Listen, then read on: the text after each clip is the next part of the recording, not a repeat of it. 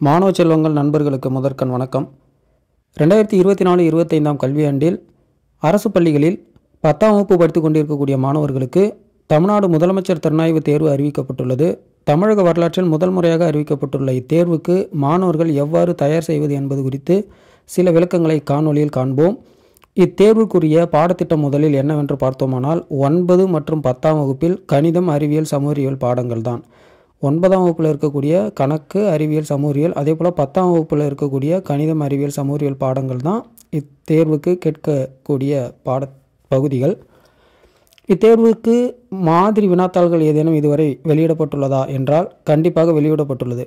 எவ்வாறு என்று சொல்ல வேண்டுமானால், கடந்த ஆண்டு முதல் நடைமுறையில் உள்ள +1 வகுப்பிற்கான முதலமைச்சர் திறனாய்வு தேர்வும் தற்போது அறிவிக்கப்பட்டுள்ள 10ஆம் வகுப்பு மாணவர்களுக்கான முதலமைச்சர் திறனாய்வு தேர்வும் இரண்டும் ஒன்றுதான்.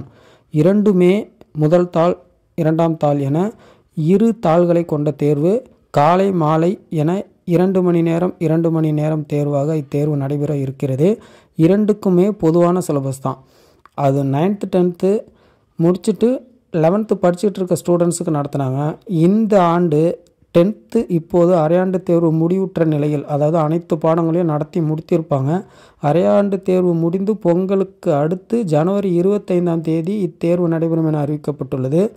இரண்டுக்கும் ஒரே சிலபஸ் தான். ஸோ இந்த ஆண்டு நடைபெற்ற +1 மாணவர்களுக்கான முதலமைச்சர் திறனாய்வு தேர்வையும் கடந்த ஆண்டு நடைபெற்ற +1 மாணவர்களுக்கான முதலமைச்சர் திறனாய்வு தேர்வு வினாத்தாள்களையும் நீங்கள் இத்தேர்வுக்குரிய மாதிரி வினாத்தாள்களாக பயன்படுத்தி கொள்ளலாம். இது மட்டும் அல்லாது DGE அரசு தேர்வுகள் இயக்ககத்தில் மாதிரி வினாத்தாள்கள் அரசு ஏற்கனவே அப்லோடு பண்ணியிருக்காங்க. அதற்கான லிங்க்கை நான் டிஸ்கிரிப்ஷனில் கொடுத்துருக்குறேன். லிங்க்கை கிளிக் பண்ணி கொஸ்டின் நீங்கள் டவுன்லோட் பண்ணிக்கலாம். ஸோ நீங்கள் ஆல்ரெடி நம்ம சேனலில் இதற்கு முந்தைய முதலமைச்சர் திறனாய்வு தேர்வு வினாக்களுக்குரிய சில வினாக்களுக்கான விடைகளை, கணிதம், அறிவியல், சமூக அறிவியல் விடைகளை நாம் விவாதித்திருக்கிறோம். அந்த காணொலிக்கான லிங்க்கும் டிஸ்கிரிப்ஷனில் இருக்குது. அந்த லிங்க்கை கிளிக் பண்ணி பார்த்துக்கோங்க. முழுக்க முதல் தாள் கணித மட்டுமே தொடர்புடையது. கணிதத்திலிருந்து 60 வினாக்கள் கேட்கப்படும் 9 மற்றும் 10ஆம் வகுப்பு பாடத்திட்டத்திலிருந்து. 2ஆம் தாளில் 9 மற்றும் 10ஆம் வகுப்பு பாடத்திட்டத்திலிருந்து அறிவியல், சமூகவியல் பாடங்கள் தலா 30 வினாக்கள் இடம்பெறும். மொத்தம் 2 தாள்களாக நடைபெறக்கூடிய இத்தேர்வானது தமிழகம் முழுக்க 1000 மாணவ மாணவிகளை, தலா 500 மாணவர்கள் 500 மாணவிகளை தேர்வு செய்வதற்காக நடத்தப்படுகிறது.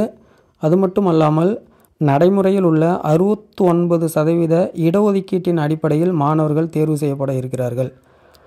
ஸோ அந்த வெர்டிக்கல் ரிசர்வேஷனை பியூராக ஃபாலோ பண்ணுவாங்க. மாற்றுத்திறனாளிகளுக்கான இடஒதுக்கீடும் உட்பட அனைத்து நடைமுறையில் உள்ள இடஒதுக்கீட்டின் அடிப்படையில் மாணவர்கள் தேர்வு செய்யப்படுவார்கள். மொத்தம் எழுதக்கூடிய மாணவர்களில் இடஒதுக்கீட்டின் அடிப்படையில் முதல் 1000 மாணவர்கள் தேர்வு செய்யப்படுவார்கள். இத்தேர்வில் வெற்றி பெறக்கூடிய மாணவர்களுக்கு ஆண்டிற்கு 10,000 ரூபாய், அதாவது ஒரு மாதத்திற்கு 1000 வீதம் 10 மாதங்களுக்கு 10,000 வழங்குகிறார்கள். ஒரு ஆண்டிற்கு 10,000 உதவித்தொகை வழங்குகிறார்கள். +1 மாணவர்கள் பாஸ் பண்ணாங்கன்னா +1 +2 அப் டு டிகிரி வரைக்கும் தருவோம் அப்படின்னு சொல்லியிருந்தாங்க. இன்னும் 10th எந்த வகுப்பு வரை உதவித்தொகை வழங்கப்படும் என இன்னும் குறிப்பிடப்படவில்லை. தற்போதைய சூழலில் 11th 12th கண்டிப்பாக 10,000 + 10,000 20,000 உண்டு.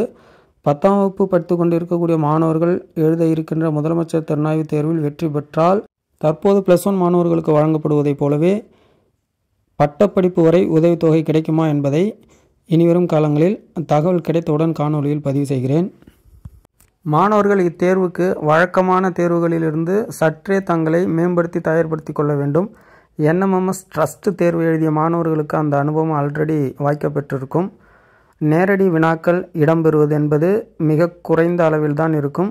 மாணவர்கள் பாடப்பகுதியை நன்கு படித்து புரிந்து கொண்டு யோசித்து விடையளிக்கும் வகையிலும், கணிதத்தை பொறுத்தவரை சூத்திரங்களை பயன்படுத்தி கணக்கீடுகளை செய்து பார்த்து விடையளிக்கும் விதத்திலும் இத்தேர்வுகள் அமையும். நீங்கள் அந்த லிங்கில் குறிப்பிடப்பட்டுள்ள மாதிரி வினாத்தாள்களை பதிவிறக்கம் செய்து வினாத்தாள்களை ஒர்க் அவுட் பண்ணி பார்த்தாலே உங்களுக்கு தெரியும் எவ்வாறெல்லாம் வினாக்கள் கேட்கப்பட்டு இருக்கிறது என்பது.